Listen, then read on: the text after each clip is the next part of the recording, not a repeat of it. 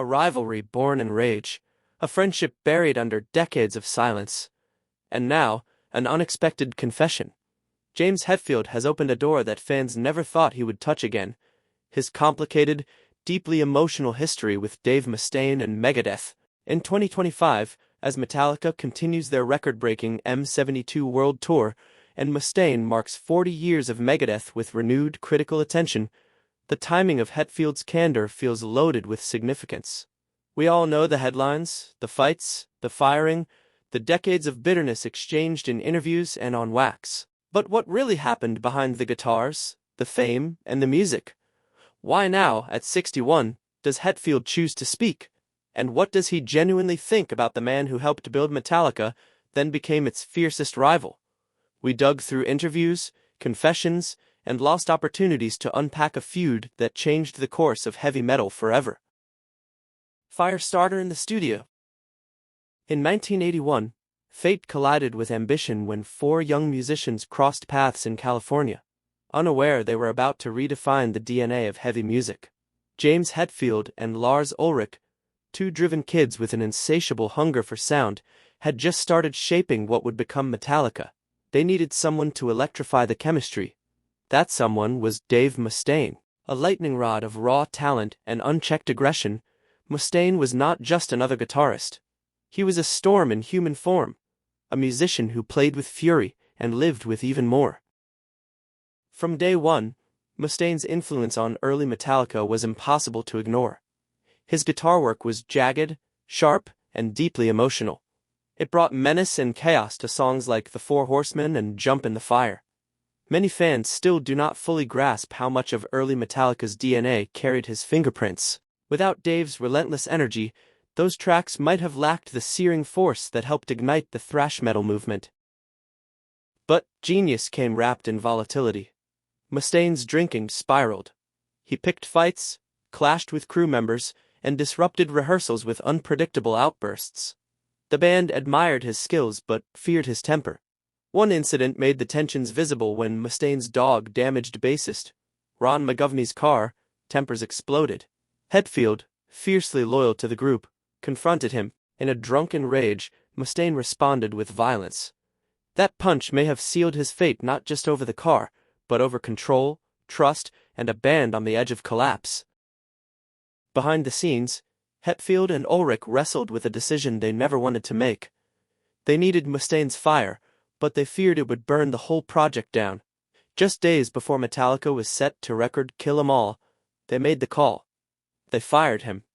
No discussion, no warning. They put him on a Greyhound bus back to Los Angeles with his gear and a hard goodbye. "It was the biggest betrayal of my life," Mustaine would later say. "I helped start that band. I poured everything into it, and they tossed me out like garbage." That pain did not fade. It festered, fueling a decades-long rivalry that shaped both men's careers and, ultimately, the entire genre. Hetfield later acknowledged the guilt. "We were all wild back then, but Dave took it further than we could handle. We did what we had to do, but that doesn't mean it didn't hurt." In Hetfield's mind, it was not just a band decision. It was the loss of a brother. Charged in fury, Dave Mustaine did not walk away from that Greyhound bus defeated. He was already planning. In those long hours rolling back toward Los Angeles, a mission took shape not just to form another band, but to build something powerful enough to haunt the people who had exiled him. That mission became Megadeth. This was not a clean slate. It was war. Everything Mustaine felt, betrayal, humiliation, rage, was funneled directly into his songwriting. In just 2 years, that fury erupted in Killing Is My Business. And Business Is Good, released in 1985. It sounded less like a debut and more like a threat. One track in particular said everything. Mechanics, a reworked and accelerated version of The Four Horsemen, a song Mustaine had co-written with Metallica. By rebranding it and speeding it up, he was sending a message. This was mine all along. Megadeth doubled down on technical complexity, where Metallica was beginning to broaden its appeal. Intricate guitar architecture, whiplash tempo changes, aggressive vocals that sounded like someone who had something specific to prove. Mustaine was not just trying to match Metallica's energy. He was trying to surpass it by every measurable standard. In interview after interview, he poured fuel on the fire. He called Metallica sellouts, mocked their lyrics, accused them of coasting on fame. His fans, many of them musicians themselves, loved him for it. He was the anti-hero, the man who had been wronged and came back swinging. That identity became inseparable from his music, and for better or worse, it gave Megadeth its edge. Behind the scenes, Hetfield and Ulrich were paying closer attention than they admitted. Hetfield later confessed, "We knew Dave was out there. We could feel it, and yeah, it made us work harder." But where Mustaine externalized his pain into interviews and aggression, Hetfield internalized his. His response was not confrontation, it was elevation. By the late 1980s, Megadeth was no longer just a revenge project. Albums like Peace Yells, But Who's Buying? And Rust in Peace were legitimate artistic statements, works of genuine ambition. Mustaine had transformed from exiled guitarist to visionary frontman. But even as Megadeth climbed, the world kept comparing him to Metallica. And that comparison, fair or not, kept the wound open. The quiet fuel behind Metallica. While Mustaine screamed his frustrations into every microphone, Hetfield said almost nothing. Not publicly. He did not throw verbal jabs in interviews or air his emotions. But behind the calm facade was a man grinding harder, writing deeper, and channeling every ounce of unspoken rivalry into Metallica's rise. Mustaine's departure had left a hole, but also created space Hetfield could finally fill. With Kirk Hammett stepping in on lead guitar, Hetfield became the emotional engine of the band. He carried the guilt of Mustaine's firing, the pressure of living up to what they had lost, and the hunger to prove the decision had been right. Ride the Lightning in 1984 was a dramatic leap. The riffs were sharper, the themes darker, the compositions tighter. This was evolution rather than reaction. And then came Master of Puppets in 1986, widely regarded as one of the greatest metal albums ever recorded. Battery, Welcome Home Sanitarium, the title track. The album balanced brutality with complexity in a way that proved Metallica was not just surviving without Mustaine. It was thriving. Still, comparisons never stopped. The name Mustaine lingered in forums, debates, and music press. Hetfield stayed quiet. He did not need to justify Metallica's decisions. He let the music speak, but internally, he was never entirely at peace. He later admitted, "It's hard when someone won't let go of the past, especially when you're trying to move forward." That statement revealed what many had suspected: Hetfield had not buried the past. He had buried it alive. Throughout the late 1980s and into the 1990s, Metallica expanded into territory that infuriated thrash purists. Ballads, melody. The Black Album in 1991 made them a global phenomenon, one of the best-selling albums in recording history. Mustaine called it a sellout. But Hetfield was not chasing trends. He was chasing something more permanent. He wanted Metallica to be untouchable. The conversation that cut deep. By the early 2000s, both bands had become institutions. Their influence was unmatched, their catalogs vast, yet something remained unresolved. The emotional wreckage left behind in 1983. That wreckage finally surfaced in a moment nobody anticipated. In 2004, Metallica released Some Kind of Monster, a raw behind-the-scenes documentary chronicling their inner turmoil during the making of Stain Anger. Buried within that chaos was a surprise sit-down between Hetfield and Mustaine. For the first time since the firing, they were face-to-face, alone in a room, cameras rolling. The footage is unforgettable. Mustaine, once the aggressive and defiant voice in countless interviews, appeared vulnerable. Gone was the bravado. In its place was a man still nursing wounds left by a firing that had taken everything from him. He told Hetfield plainly, "You never even said thank you. It's like you just threw me away." There was no performance in it, just decades of unspoken grief. Hetfield listened.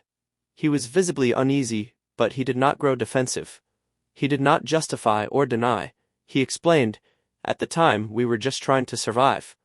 And then, beneath the logic, something else: remorse. This was not a staged reconciliation.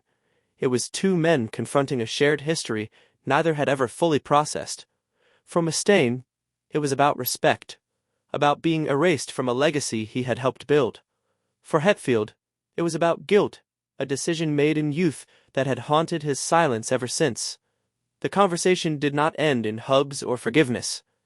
It left more questions than answers, but it shattered something. Fans saw them not as rivals or frontmen, but as damaged people trying to untangle decades of accumulated pain.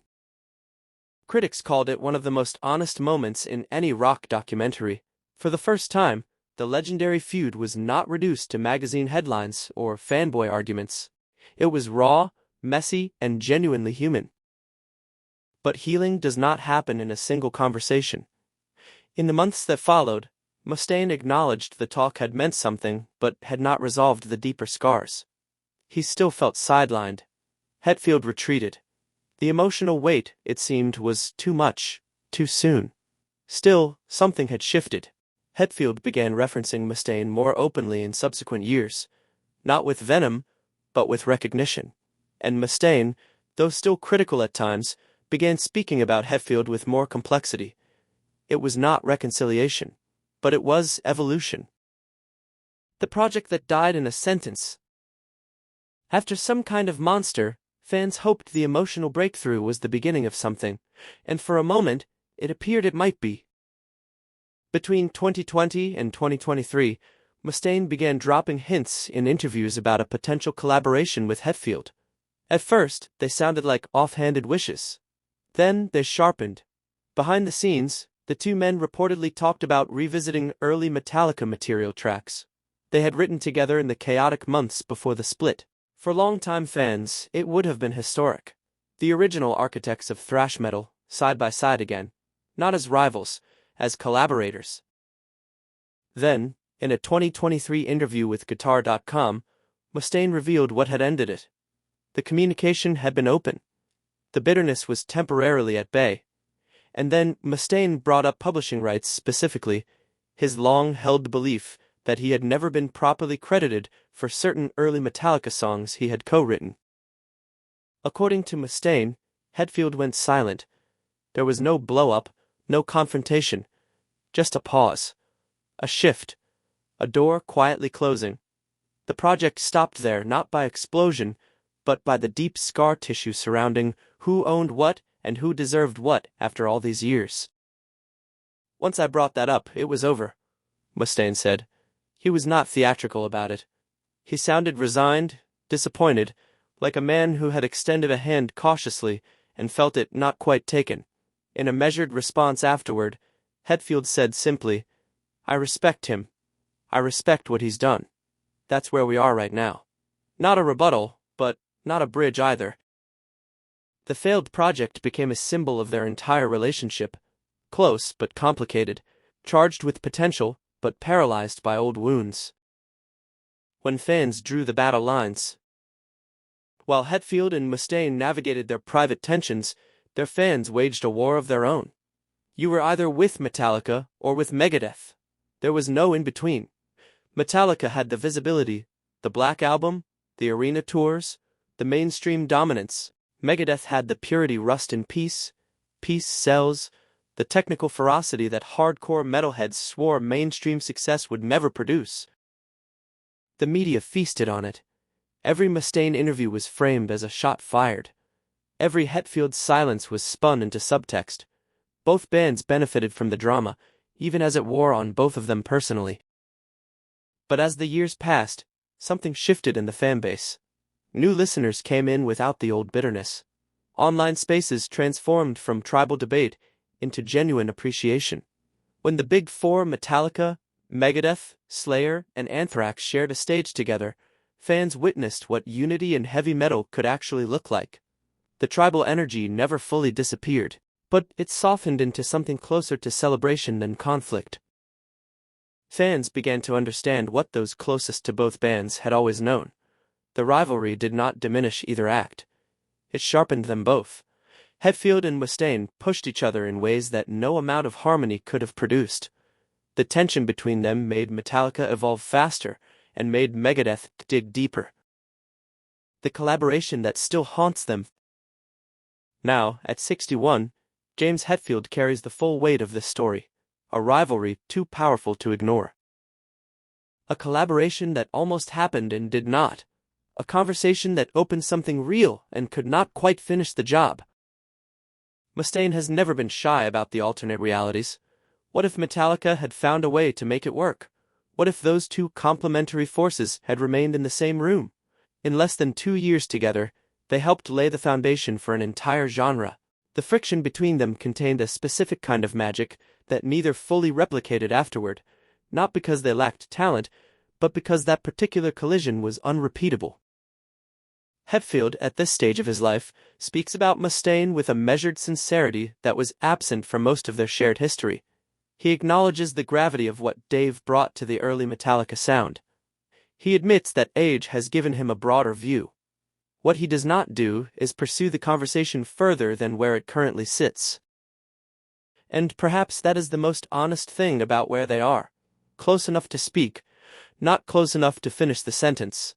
The wound is old enough to have become part of the architecture of both their lives, not something that needs to be removed, but something that was never quite fully healed. Two bands. One broken bond. A legacy too powerful for either of them to fully own alone. Whether they ever stand in the same studio again, or never exchange another word publicly, their story is already written into the permanent record of heavy metal. And that, perhaps, is the only ending that ever made sense.